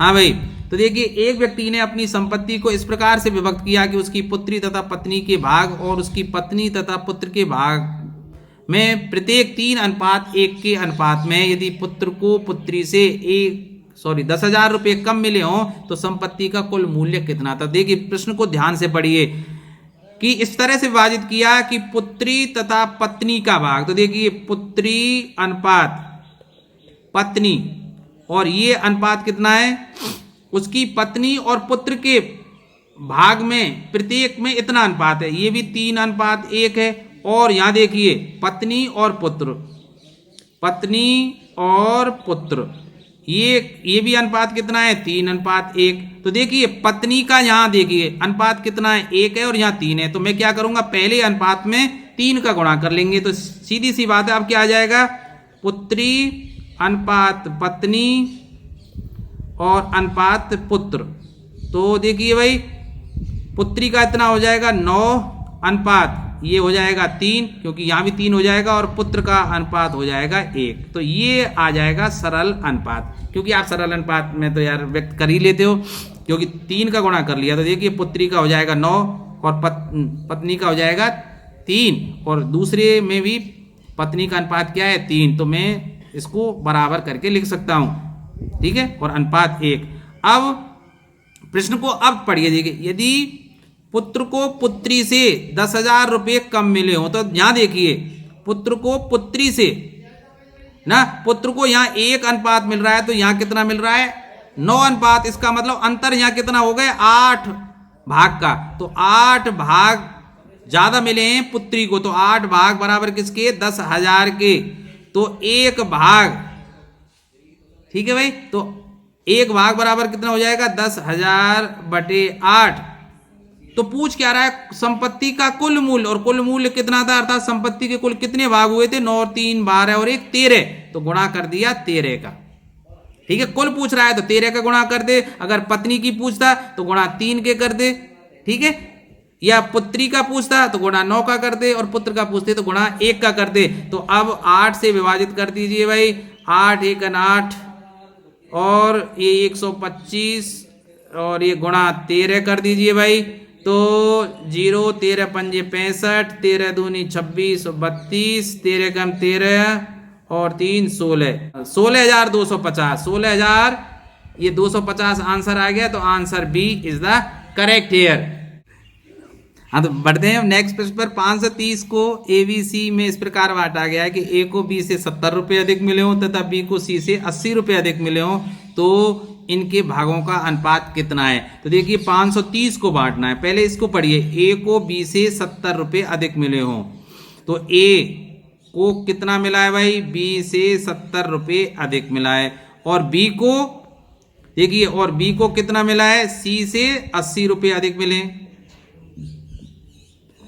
तो ये है ना, तो अब मान लेते हैं भाई x रुपये अब मान लेता हूं मैं क्या, कि माना C को x रुपये मिले। तो अब सोचिए, तो B को कितने मिल जाएंगे भाई, x प्लस 80। तो A को कितना मिल जाएंगे, x प्लस 80 में 70 और जोड़ दीजिए, इसका मतलब x प्लस 150। अब टोटल रुपए कितने थे, 530। इसका मतलब A plus B plus C कर दीजिए, अर्थात x प्लस 150, ये A का भाग है, प्लस B की क्या है, x प्लस 80, और C को कितना है, x, और वो टोटल कितना है, 530। तो देखिए 3x प्लस 230 बराबर 530। इसका मतलब 3x बराबर कितना हो गया, 300। ये उधर को पक्षांत रह जाएंगे, x बराबर क्या है, 100। तो C को कितने मिले थे, 100। तो इनके भागों का अनुपात, तो अब सीधी सी बात है, C को कितना है, C को मिला है कितना, 100। B को कितना मिला है, 80 और ज्यादा 180, और A को कितना मिला है, इससे 150 ज्यादा 250। तो देखिए अनुपात निकालना है, तो 0 से 0 कैंसिल हो गई, तो 25 अनुपात 18 अनुपात ये 10, और ये आंसर हो जाएगा भाई 25 18 और 10। तो D is the correct answer. तो अब बढ़ते हैं अगले प्रश्न पर भाई। देखिए एक व्यक्ति 33,000 नहीं, ये कितने भाई 3,30,000 को अपनी पुत्री, पत्नी और पुत्र में इस प्रकार बांटता है कि पुत्री का 1/2 भाग, पत्नी का 1/4 भाग तथा पुत्र का 1/5 भाग परस्पर बराबर हैं। तो कैसे लिखेंगे भाई? पुत्री का 1/2 भाग बराबर पत्नी का 1/4 बराबर पुत्र का 1/5 का मतलब गुणा होता है, बराबर है। परस्पर में बराबर लिख दी और बराबर किसी राशि के तो होंगे भाई के। तो अब देखिए पुत्री का जो भाग हो जाएगा वो कितना हो जाएगा? पुत्री का भाग कितना हो जाएगा? 2 के। भाई 2 का गुणा के से होगा 2 के। और पत्नी का भाग कितना हो जाएगा? 4 के। और पुत्र का भाग कितना हो जाएगा? 5 के। ठीक है, तो अब इनका टोटल कितना है? 3,30,000। तो जोड़ दीजिए, तो 2 के प्लस 4 के प्लस 5 के बराबर 3,30,000। 2 3। तो देखिए 5 4 9 और 2 11, 11 के बराबर 3,30,000। तो के का मान हो जाएगा 11 33 3, ठीक है, और ये 30,000 ये हो गया भाई। के का मान आ गया 30,000। तो पुत्री का भाग कितना है? तो पुत्री का भाग कितना था? 2 के। तो पुत्री का भाग, तो पुत्री का भाग कितना है? 2 के। तो 2 गुणा के का मान 30,000 कर दीजिए, तो ये हो जाएगा 60,000 रुपये। ठीक है, तो 60,000 ऑप्शन का है, बी में है। 94 को ऐसे 2 भागों में बांटना है ए और बी में कि ए के 5वां भाग तथा बी के 8वें भाग का अनुपात 3:4 है। तो देखिए प्रश्न को सीधे सीधे लिखते हैं इसी तरह कि ए का मतलब गुणा 5वां भाग, तो ए गुणा 1/5 का जो अनुपात है, अनुपात लिख देते हैं बी के 8वें भाग, तो बी का 8वां भाग गुणा कर देते हैं 1/8। वो किसके बराबर है? 3 और 4 अनुपात के बराबर है। तो देखिए अब बाह्य पदों का गुणनफल बराबर मध्य पदों का गुणनफल। तो देखिए कैसे लिख सकता हूं कि a/5 का गुणा 4 से करेंगे, तो देखिए 4a/5 बराबर होगा मध्य पदों का गुणनफल अर्थात 3b/8 के। ऐसे ही होगा ना। तो देखिए अब मैं इससे क्या निकाल सकता हूं भाई? a/b का मान निकाल सकता हूं। तो देखिए a/b कितना होगा? देखिए इससे a/b, तो देखिए ये 15 इधर जाएंगे भाई, ये सॉरी 3 पंजे 15 बटे ये 32, 15 और 32 अर्थात ए और बी के जो धनराशि बटेगी, ए और बी के मध्य जो धनराशि बटेगी वो 15:32 में बटेगी। तो क्या पूछ रहा है? ए का मान पूछ रहा है। तो देखिए ए का मान अर्थात ए का मान क्या होगा? ए का भाग कहें या मान कहें एक ही बात है। तो देखिए कुल राशि कितनी है? 94। उसको कितने भागों में बांटना है? 15 और 32 अर्थात 47 भागों में। तो अनुपाती संख्याओं का योग करके भाग देते हैं कुल राशि में, गुणा जिसका ज्ञात कर रहे हैं उसका अनुपात। अब ए का भाग ज्ञात कर रहे हैं, तो ए का जो अनुपात है वो 15 है। तो सीधी सी बात है 47 दूनी 94, तो 15 दूनी 30 रुपये आ जाएगा भाई, जो ऑप्शन बी के अंतर्गत है। तो अब बढ़ते हैं हम अगले प्रश्न की तरफ। अच्छा प्रश्न है भाई, 60 लीटर के मिश्रण में दूध और पानी का अनुपात 3:1 है। इस अनुपात को 2:1 करने के लिए उसमें कितना पानी और मिलाया जाए? मतलब दूध और पानी का अनुपात 3:1 है 60 लीटर में। तो देखिए इस मिश्रण में दूध की मात्रा निकाल लेते हैं हम। दूध की मात्रा कैसे निकालेंगे? कुल मिश्रण कितना दिया गया है? 60 लीटर। इसके कितने हिस्से करने? 3 और 1 अर्थात 4 हिस्से करने, इनटू दूध का निकालना हो तो दूध पहले नंबर पे है, तो दूध का अनुपात कितना है? 3। तो 15 चौका 60, इसका मतलब 45 लीटर तो इसमें दूध है। तो सीधी सी बात है पानी कितना हो गया? 15 लीटर। भाई 60 लीटर टोटल है, तो 60 में से 15 घटा दीजिए, या 60/4 गुणा पानी का अनुपात 1 गुणा कर लीजिए, एक ही बात है। तो अब क्या है, इस अनुपात को 2:1 में करने के लिए कितना पानी और मिला जाए, इसका मतलब दूध की मात्रा स्थिर रखनी है भाई। तो दूध की मात्रा स्थिर रखते हुए मैं क्या लिख देता हूं, 45 बटे पानी x लीटर और मिला दिया जाए तो 15 + x लीटर टोटल हो जाएगा, और ये अनुपात कितना हो जाएगा, 2:1। अब इसको सरल कर लीजिए भाई कि 30 + 2x बराबर 45, तो 2x बराबर 15, तो x का मान 7.5। इसका मतलब इतने लीटर और पानी मिला दिया जाए, कितना, 7.5 लीटर, जो ऑप्शन बी में है। अब बढ़ते हैं हम अगले प्रश्न की तरफ भाई। दूध और पानी के 42 लीटर मिश्रण में दूध और पानी का अनुपात 5:2 है। यदि मिश्रण में 3 लीटर पानी और डाल दिया जाए तो नए मिश्रण में दूध और पानी का अनुपात क्या होगा। तो उसी जैसे मैंने अभी किया था ना, उसी तरह कीजिए कि दूध की मात्रा निकाल लीजिए भाई, इसमें दूध की मात्रा, तो दूध की मात्रा क्या होगी भाई, तो देखिए टोटल कितना है, 42 लीटर बटे अनुपाती संख्याओं का योग कितना हो जाएगा, 7, 5 + 2 गुणा दूध की ज्ञात करें तो दूध का अनुपात कितना है, 5, तो 7 छिक्की 42, 6 पंजे 30 लीटर इसमें दूध है। तो सीधी सी बात है भाई, पानी कितना रह गया, 42 में से 30 घटा दीजिए, 12 लीटर। ठीक है, प्रारंभ में। अब वो क्या कह रहा है, मिश्रण में 3 लीटर पानी और डाल दिया जाए तो दूध स्थिर है। तो नए मिश्रण में दूध और पानी का अनुपात, तो देखिए नए मिश्रण में, तो नए मिश्रण में दूध और पानी का जो रेशो है वो क्या होगा, दूध तो स्थिर है भाई, 30 का 30 ही रखेगा, पानी 12 लीटर पहला था और उसमें 3 लीटर और मिला दिया गया, तो 12 और 3 15 हो गया। तो अनुपात कितना हो जाएगा, 2:1। यही हमारा क्या होगा आंसर। ये 2:1 क्या है, नए मिश्रण में दूध और पानी का अनुपात है। तो अब हम बढ़ते हैं अगले प्रश्न की तरफ। तो देखिए 35 लीटर दूध मिश्रण में दूध और पानी का 5:2 अनुपात है भाई। यदि 5 लीटर दूध और डाल दिया जाए तो नए मिश्रण में दूध और पानी का, तो वही सवाल हो गया कि दूध की मात्रा निकाल लीजिए। तो दूध की मात्रा प्रारंभ में कितनी है भाई, 35 में भाग देंगे 7 का और गुणा 5, तो 25 लीटर तो भाई दूध है प्रारंभ में, और पानी कितना है 10 लीटर, क्योंकि टोटल मिश्रण कितना है 35 लीटर।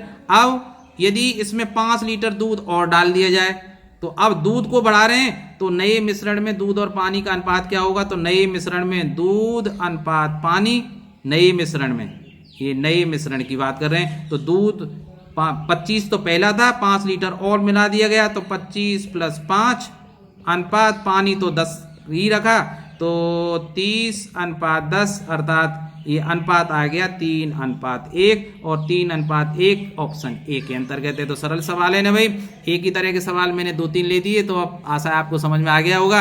अब चलते हैं हम इस प्रश्न पर, बहुत सरल है ये भी सवाल कि P + Q का 20%, इसका मतलब P + Q का मतलब गुणा 20 और प्रतिशत का मतलब बटे 100 बराबर क्या है, P - Q का मतलब गुणा और 50% का मतलब 50 बटे 100। अब इसको सरल कर दीजिए भाई, ये हो जाएगा P + Q बटे 5 बराबर 20 × 100, और ये P - Q बटे 2, बस गुणा कर दीजिए भाई कि 5P - 5Q बराबर 2P + 2Q। तो अब एक तरफ पक्षांतरण कर दीजिए भाई, तो ये हो जाएंगे 3P बराबर 7Q, तो P बटे Q बराबर हो जाएगा 7/3, अर्थात P और Q का जो अनुपात है वो 7:3 आ जाएगा, जो ऑप्शन डी में है। अब चलते हैं अगले पृष्ठ पर।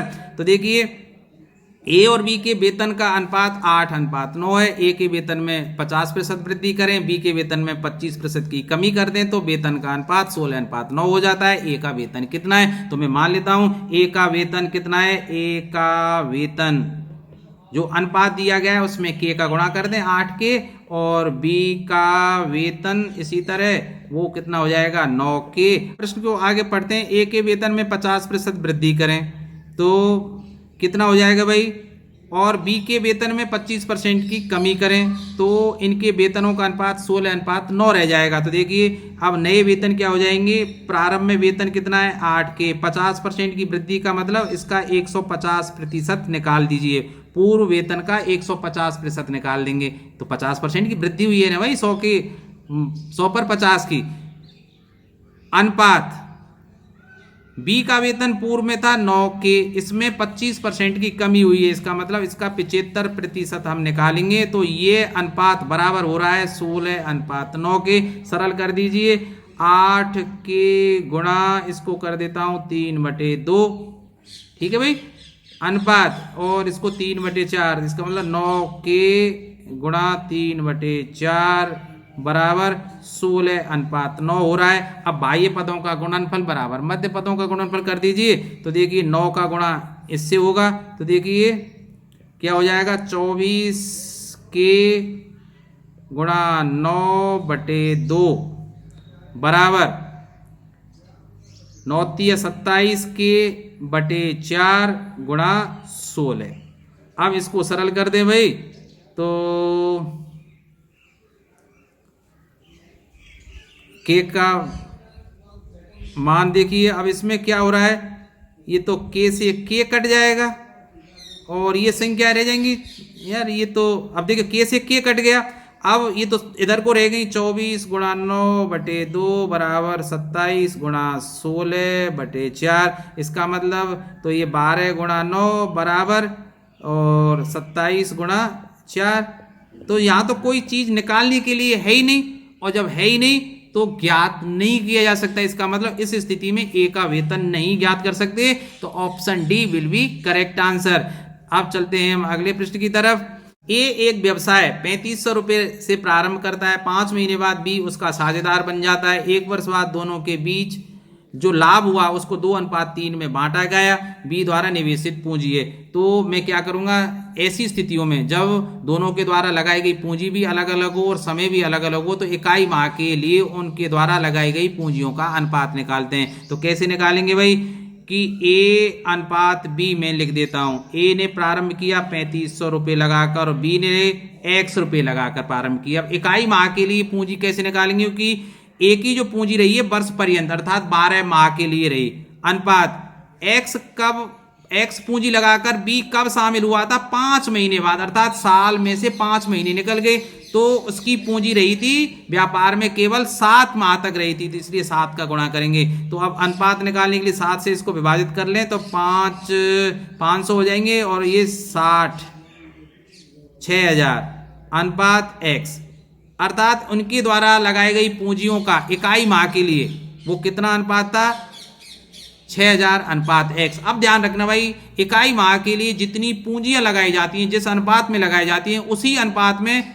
उनको लाभ प्राप्त होता है। तो बराबर ये लाभ किस अनुपात में होगा, 2:3 के। तो अब मैं कैसे लिख दूंगा प्रश्नांसर कि 6000 अनुपात x बराबर होगा 2:3 में, क्योंकि पूंजियों का अनुपात बराबर लाभों का अनुपात। अब वही बाह्य पदों का गुणनफल बराबर मध्य पदों का गुणनफल, तो देखिए 2x बराबर 6000 गुणा 3, तो देखिए x का मान कितना आ जाएगा, 2 से इसको विभाजित कर दें तो ये 9000 आ जाएगा भाई, ठीक है। तो x का मान कितना आ गया 9, अर्थात b द्वारा निवेशित पूंजी कितनी थी, 9000, जो ऑप्शन सी में है। बात आई समझ में, क्योंकि मैंने b की जो पूंजी बी द्वारा निवेशित गई पूंजी है वो क्या मानी थी, x। तो देखिए अब बढ़ते हैं अगले पृष्ठ पर। राम, अजय और अक्षय ने एक साझेदारी में क्रमशः 12000 और 15000 तथा 18000 रुपये की पूंजी का निवेश किया। राम सक्रिय साझेदार है और कुल लाभ का 15% भाग उसके कार्य के लिए मिलता है। यदि अजय और अक्षय का वार्षिक लाभ 8500 और 10200 रुपये हो तो राम का लाभ क्या होगा। तो देखिए ऐसे प्रश्नों को हल करते समय सबसे पहले इनके द्वारा लगाई गई पूंजियों का अनुपात निकाल लेते हैं भाई। राम और अजय और ये अक्षय, तो इनके द्वारा तीनों के द्वारा लगाई गई पूंजियों का अनुपात कितना है, 12000 अनुपात 15000 और अनुपात 18000। तो ये कितना हो जाएगा, 3 से 0 से 0 कट जाएंगे भाई, तो 3 चौका 12, 3 पंजे 15 और 3 छिंगी 18। तो पूंजियों का कुल जो अनुपाती संख्याओं का योग, अब अनुपाती संख्याओं का योग क्या होगा भाई? अनुपाती संख्याओं का योग 4 + 5 + 6, तो ये 15 हो गया। अब सुनिए भाई, राम या सक्रिय साझेदार है। सक्रिय साझेदार का मतलब क्या होता है कि कुछ ऐसे व्यक्ति होते हैं जो केवल पूंजी लगा सकते हैं, अर्थात व्यापार की वृद्धि के लिए कोई काम नहीं करेंगे, दुकान पे नहीं बैठेंगे, सामान लाएंगे नहीं, कच्चा माल या पक्का माल बेचेंगे नहीं, लाएंगे नहीं, तो वो निष्क्रिय साझेदार हैं। लेकिन उस व्यापार में जो उसकी वृद्धि के लिए जो कार्य करते हैं वो सक्रिय साझेदार कहलाते हैं। अब सक्रिय साझेदारी के एवज में वो कोई निश्चित धनराशि लेता है, कोई मासिक रूप से लेता है, कोई प्रतिशत के रूप में लेता है। अब यहाँ राम ऐसा सक्रिय साझेदार है जो कुल लाभ का 15% लेगा, अर्थात जैसे 100 रुपये अगर वर्ष के अंत में लाभ हुआ है तो 15 रुपये पहले वो अपने ले लेगा सक्रिय साझेदारी की, दुकान पर काम करने के। जो शेष 85 रुपये हैं वो शेषों में बटेंगे, अर्थात राम, अजय और अक्षय में शेष राशि बटेगी। तो मैं अब मैं मान लेता हूं कि इस वर्ष के अंत में जो कुल लाभ था, वर्ष के अंत में कुल लाभ कितना मान लेता हूं मैं? x रुपए। अब कुल लाभ में से 15% तो किसने ले लिए भाई? राम ने।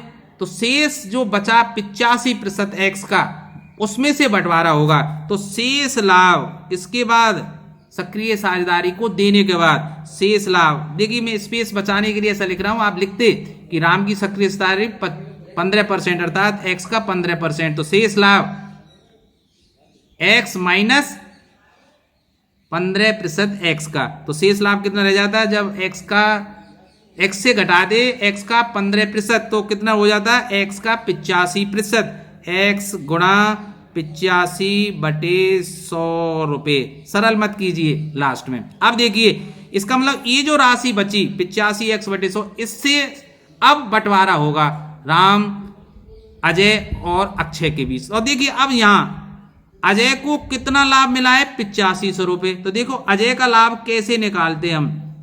तो देखिए अजय का लाभ कैसे निकालते भाई?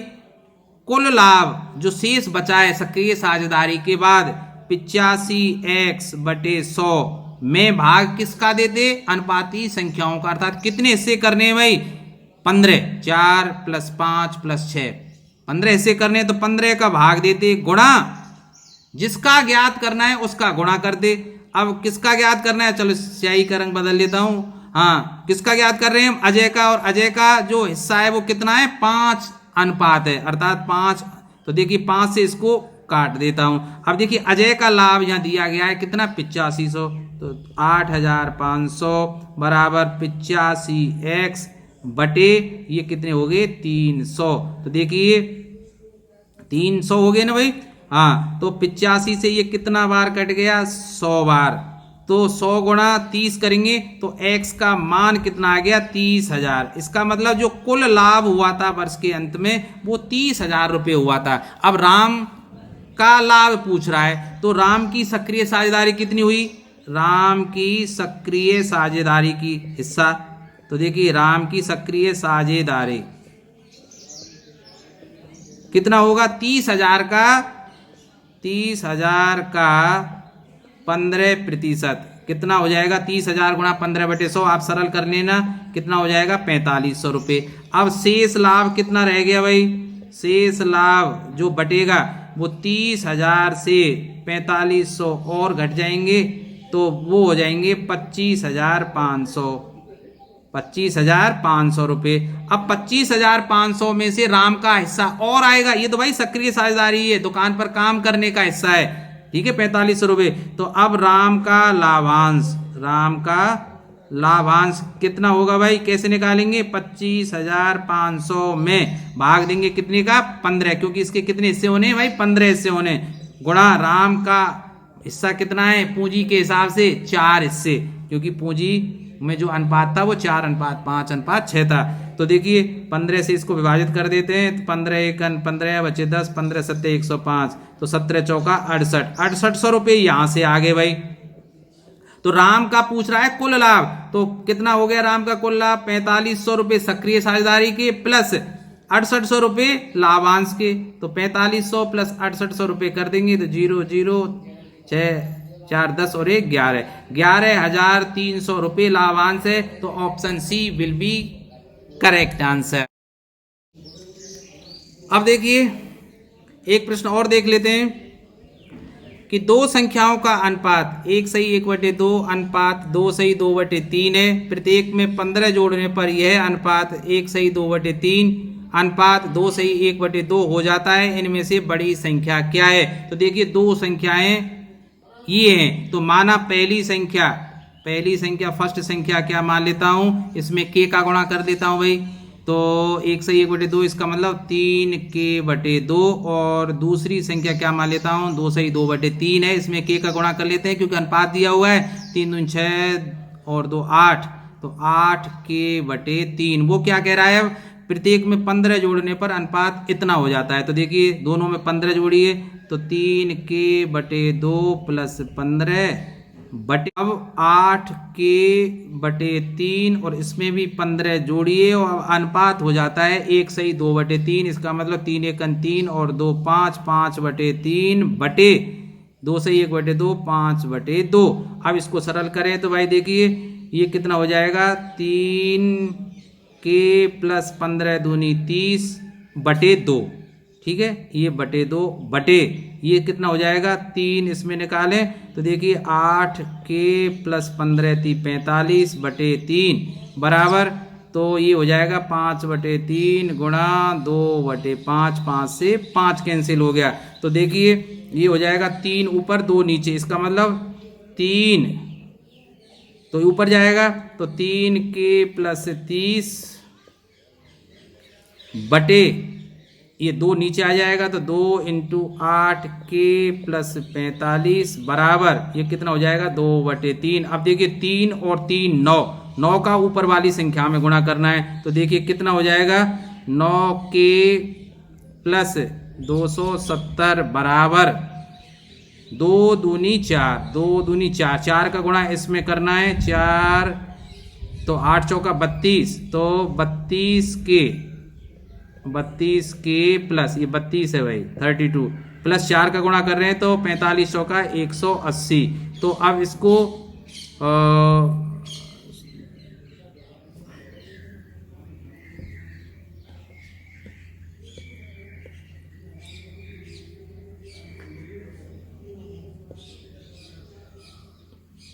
अब देखिए भाई